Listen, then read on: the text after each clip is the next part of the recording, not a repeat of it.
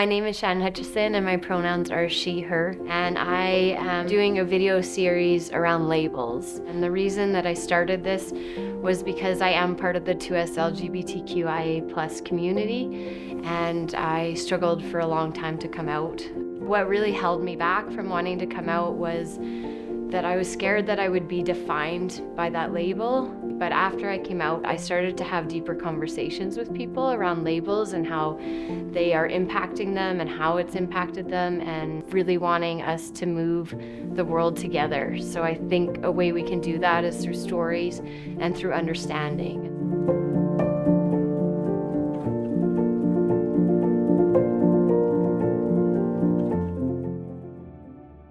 So I am Puja, and I am a mental health therapist, and I'm also a person with an invisible disability recovering from a mild traumatic brain injury.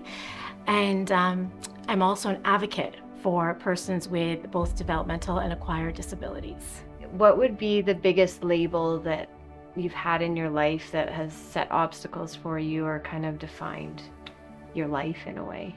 So post-injury, I would say there are two that are really persistent, and they have this common denominator or theme of being invalidating and leading to discrimination. And I would say from some health professionals, it's you're defective, incapable, and shoving the word can't into my vocabulary before I get to decide what I can and cannot do. And then from some natural supports, it's been your burden, with this underlining disbelief as if I need help, like if my symptoms are malingering somehow. So I would say, yeah, those have been incredibly difficult. Yeah. And yeah, you can feel the weight of them when you're saying them. Yes, and my heart racing, you can feel it, I can feel it in my body. Yeah. Would you mind going into kind of the impacts that that's had on you when you're feeling those things? Shock, sadness, grief. I think it's really compounded my grief. It's so hard to vocalize because there's a lot of betrayal trauma where it's, I'm blamed for my circumstance when this was an accident. This wasn't anything that I could have controlled. And so I think it puts an unnecessary weight on me that I don't need. All I need is a peace to heal, avenues to heal. And it's really definitely compounded my suffering. And it was unexpected, secondary losses that really came with my brain injury grief. Right. Do you mind going into a situation you can go back to that was kind of defining for you? Yeah, and I think it's also a situation that brought me back to life as an advocate for people with disabilities. I spent half my life supporting people, seeing very sad, disheartening situations where I've witnessed and I've reported abuse towards vulnerable people in the community, in the human services field. And when I was first injured, it was one of my biggest fears that I would also encounter the same type of abuse, and I did. I was growing despondent at this point, searching for support, and I was referred to a physiotherapist who was highly regarded in the field. And so I had a hope, and I walked in there, and when I sat on the bed, she needed to assess my neck, but she had lowered the bed. And at that point, in the acute stages of my injury, the vibrations were so terribly painful, excruciating pain to my brain. So naturally, I wanted to get up and move, but she had held me down in between her legs, and she was much stronger than me. And so I thought, okay, it's a joke. And so I tried to get up 2 other times, and she forcefully pushed me down. And that's when she uttered, "This is tough love and this is what you need." My whole career flashed before me, and I just thought, oh my God, I was in shock. I was petrified and angry all at the same time. It re-victimized me, and she's like, well, you need this to reset your nervous system. That's exactly what I didn't need. I was coming in with post-traumatic stress disorder. If anything, I needed love and a gentle approach, and not something that violent. It is interesting that you were in this field before. Yeah, this has happened, and now you're on the other side, experiencing it. And I was angry because I thought, where's my voice? It completely stifled my ability to do anything. Right. That wasn't something, again, I could have controlled. Right. And again, but what it did was it sparked that advocate in me, and it enraged me to the point where I was like, you have to get better and continue this work, because it is sad to see the abuse that happens behind closed doors. We've kind of seen this happen before, that the moment that was the hardest for somebody is what like created the moment that they were like, I need to do something. I think like after the physiotherapy incident, something inside of me, just like this confidence I never knew was there, just emerged. And I feel like I just tethered myself to my truth. It is a steady foundation which I stand on. It has helped me rip off like every single label, and I really just lead with that. And that's kind of what's really helped me, is that I know the truth of what I'm experiencing. It doesn't matter. It doesn't matter what you say, your opinion, unless it's going to really help me. I can do without feeling degraded right now, because my body is working overtime to get me back. And I'm going to sit in such gratitude of that every single minute of my day. I often catch myself saying thank you. Every time I can do something or go get the mail, I walk back and I just like throw my head up and thank you, because I can do it now. And in understanding that and saying thank you, it's like honestly honoring the gifts that I've received through this. That's so beautiful. And that's like, we are talking about how like labels, a lot of times with a label, there's expectations from other people and there's expectations from yourself.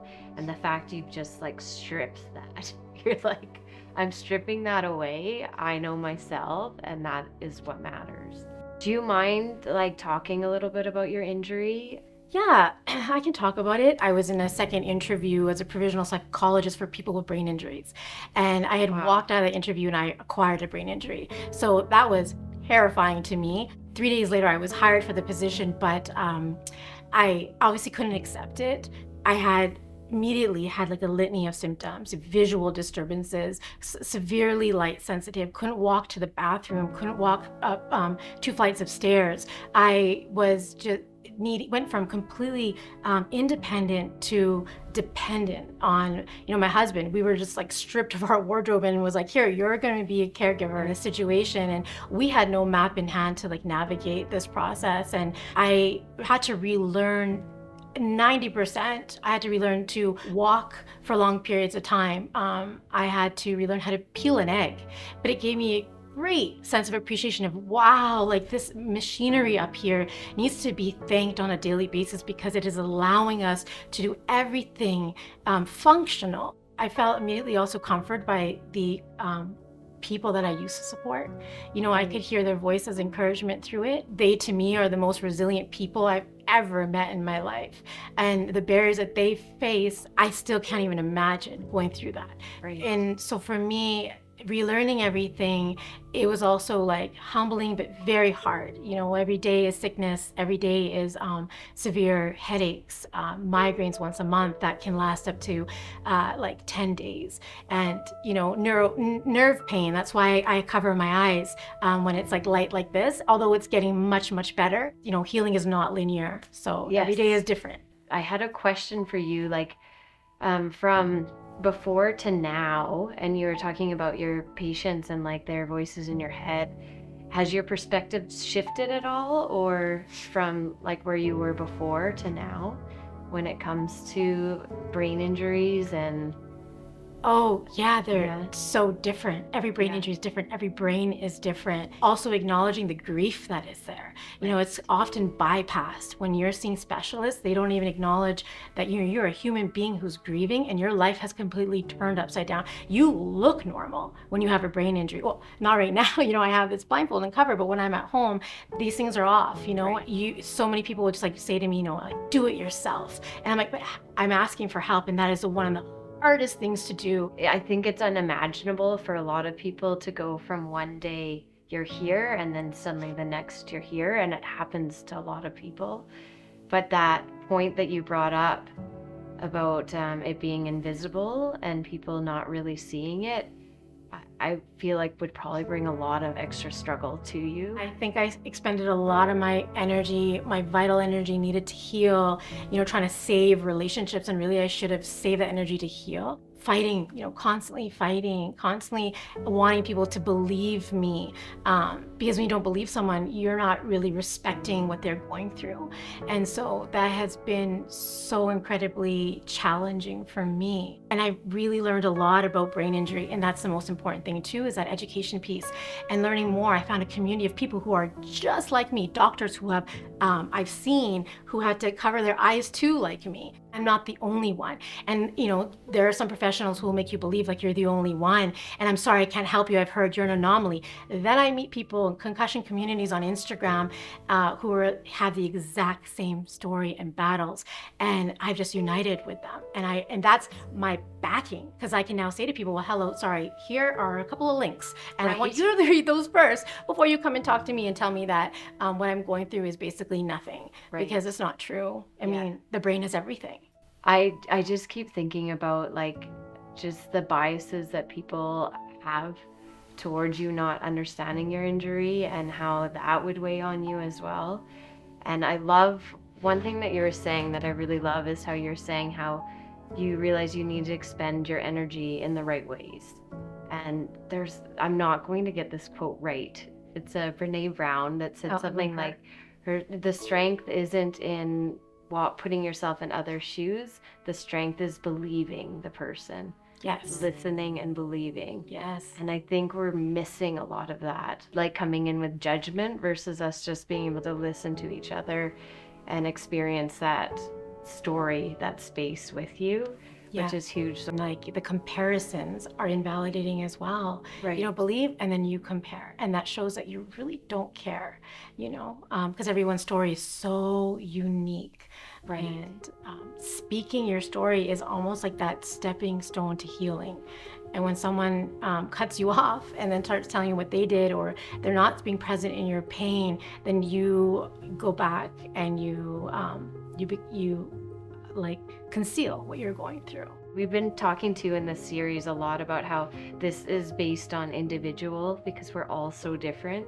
And so your experience is different than everybody else's. So like for you, if a friend came to you or a stranger, what could they do? I really appreciate people asking the right questions instead of coming up with their own suppositions about what I'm going through. I've been a center of ridicule, like adults pointing their finger and laughing that I have to cover my eyes. And I'm trying to like communicate with people at the same time. I'm also trying to soothe what is happening up here. And so it would be nice if they asked me the right questions instead of coming up with their own questions and their own answers. I think communication is lacking a lot of times because people are scared to ask the wrong questions or to say something wrong. What would be your advice to that? I think the right questions is just a simple like, how are you doing? And let me take lead with what I need, a simple like, how are you doing versus like, this is how you should be doing. Would a question just be like, yeah, what do you need right now? And do you want to talk or do you not want to talk? Like just direct questions like that. Yes, I love that. I actually heard recently, instead of saying, let me know if you need anything, which sometimes can be like a cop out, but to say, this is what I can do for you when I can do it for you. I can get you groceries has been the most helpful thing a friend has said to me. Puja, if you need groceries, I'll go get them for you. I'm like, oh my God, thank you, because it's so hard to ask when you're in this position. You don't want to be more of a burden. You've already been labeled a burden.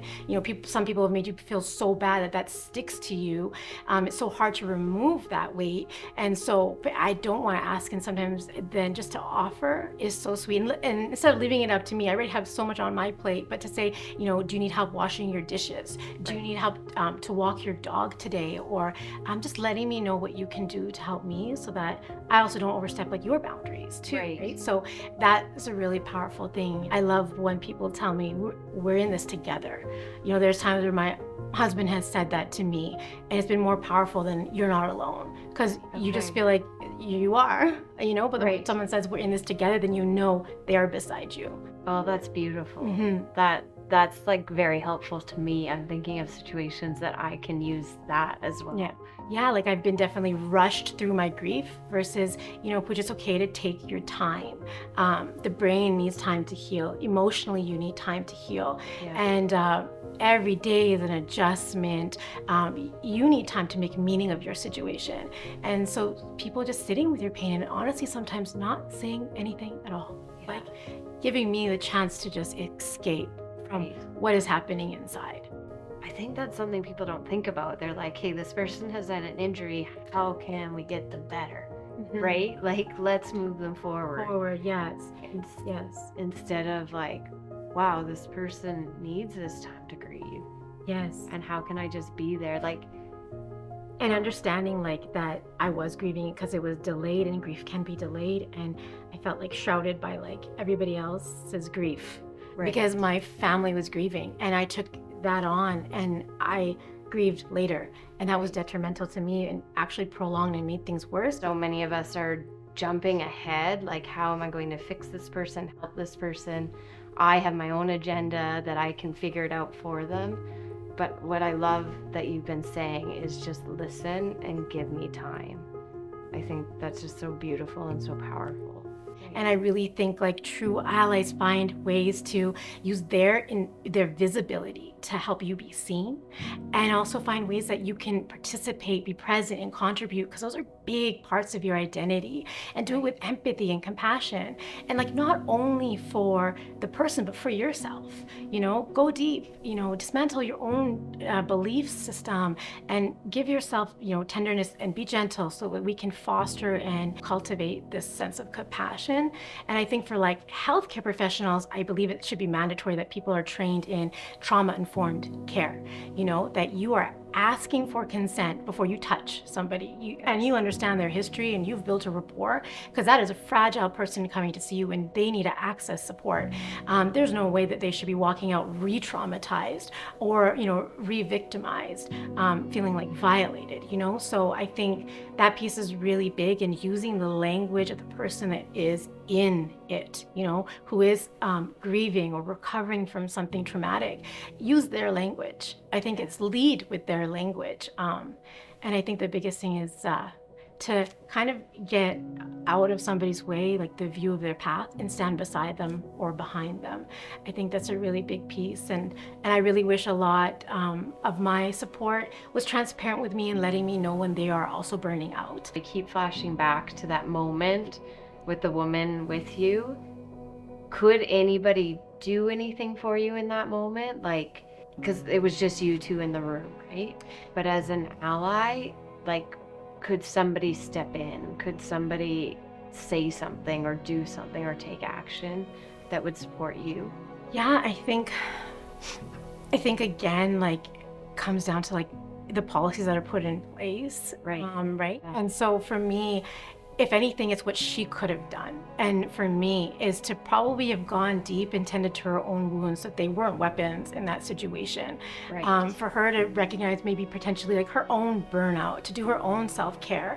And again, like I said, become trauma informed, that I should have been given the choices in that moment as a patient coming in.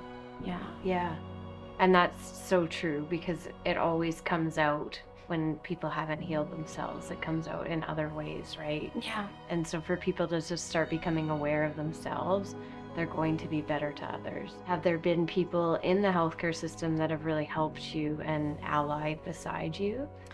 Yeah, initially I was completely covered with my eyes. It was so difficult to walk in the light, to see my way through the light. Everything was like headlights to me, and it was so painful. It's just a weird thing to describe, but there was a receptionist, and so sometimes I had to be chaperoned, and still I am at times, and now I'm slowly making my way independently to do things and go for walks alone. But she saw that I was kind of on my own, and she left her desk to come to me and walk me into the and then she says, don't worry, like, just like patted my hand, complete stranger. And that's that whole part of belief. She didn't have to understand what I was going through to be kind. She just knew I was going through something and I was struggling.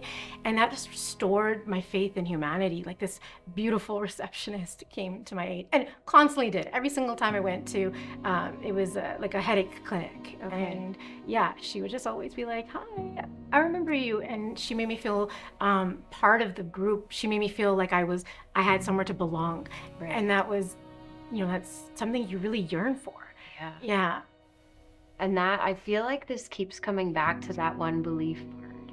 And I think that part is so, so important for all of us to just believe what we're told and not bring anything else into it.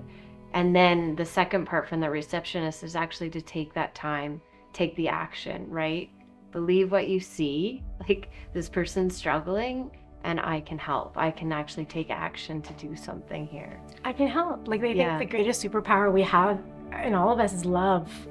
And that was love, like it was just pure, pure love. You were to go back and tell your little self something, what would you tell your little self? I would tell myself that you always have a choice to leave situations that make you feel uncomfortable, unsafe inside. I would say give your pain a voice and lead with your voice because you will make it around every barrier. And I would also say that you are the expert of your needs and no one can diminish the greatest credential of all, and that is your lived experience. Wow. Yeah, that's been. I'm gonna write that and put it in my wall at home. Prep myself before I go into appointments now, because then I know that I can access that versus going in and have someone, over like shadow, I guess, like my voice. That I go in now, and I'm not afraid to say, no, hey, I wake up to this pain every day, and I wake up to my successes every day, and you are not going to diminish the greatest credential, and that is my lived experience. And thank you for helping me. At the same time. Thank you so much for just being so vulnerable and sharing your experience. I hope people see that they're able to listen and really just be there for the people around them in a way that the person needs and not in a way that they think the person needs. Yeah, exactly. Oh my goodness, thank you for this opportunity. It's just meant the world to me.